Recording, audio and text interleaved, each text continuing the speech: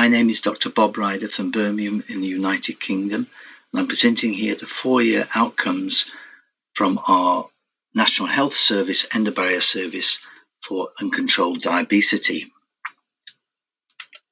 These are my disclosures, and this is EndoBarrier, a 60 centimetre impermeable sleeve implanted during a simple endoscopy procedure into the first part of the small intestine, such that the food passes through it rather than the small intestine, and it mimics the bypass bit of the Roux-en-Y bariatric procedure. We implanted EndoBarrier into 62 patients in our NHS service, all with suboptimally controlled diabesity, and of these, 44 or 71% attended for review 3 years after the EndoBarrier removal. And these are the baseline characteristics of those 44 patients. You can see the BMI there, high at 41.7, hemoglobin A1C 9.1%. They'd had diabetes for 14.6 years and had tried all the standard treatments available, including GLP-1 receptor agonists and SGLT2 inhibitors, and 2/3 of them were taking insulin. And this is what happened during the year with EndoBarrier: 17.3 kilogram weight loss, hemoglobin A1C dropped from 9.1% to 7.2%, with big improvements in systolic blood pressure, cholesterol, alanine aminotransferase, and the dose of insulin, with 1/3 of the patients being able to discontinue insulin. 3 years after removal of the EndoBarrier, 3/4 of the patients maintained most of the improvement achieved during the EndoBarrier treatment, while 1/4 deteriorated to baseline. And this is the data behind what I just said, and you can see here that 3 years after removal, the weight was still 16.1 kilograms less than baseline, and the hemoglobin A1C, which had 9.1% prior to the EndoBarrier, 3 years after removal was 7.6%.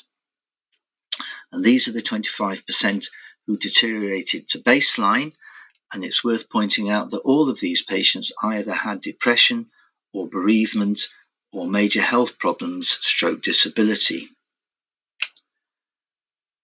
Of the 62 patients, 10 required early removal for adverse events, and these are the details of those 10. 4 of them had gastrointestinal hemorrhage, 2 liver abscess, 1 other abscess, and 3 gastrointestinal symptoms. But it's worth pointing out that all made a full recovery, and most derived considerable benefit despite the early removal.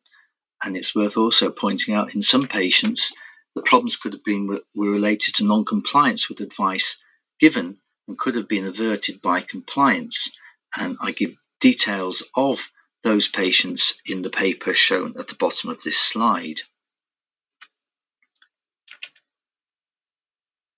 I mentioned earlier there was also a reduction in alanine aminotransferase, and we demonstrated in another study using MRI imaging that this reduction in alanine aminotransferase was associated with a major reduction in hepatic fat.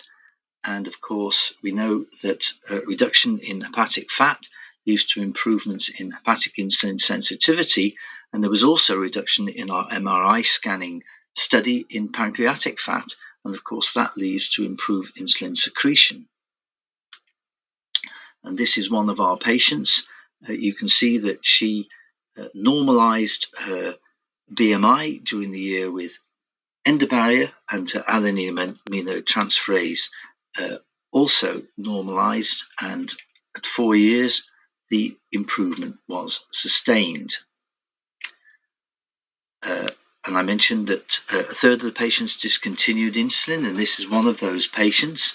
And you can see how with her BMI at 39, over 39, prior to EndoBarrier, she was on 206 units of insulin, and with the EndoBarrier treatment, her BMI normalized and she no longer required insulin.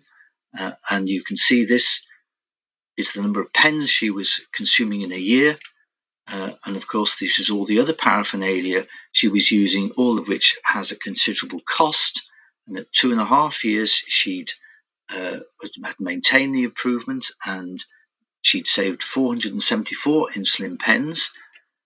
And at 4 years, she'd saved nearly 1,000 insulin pens. And this is my summary and conclusion which I leave you to study at leisure.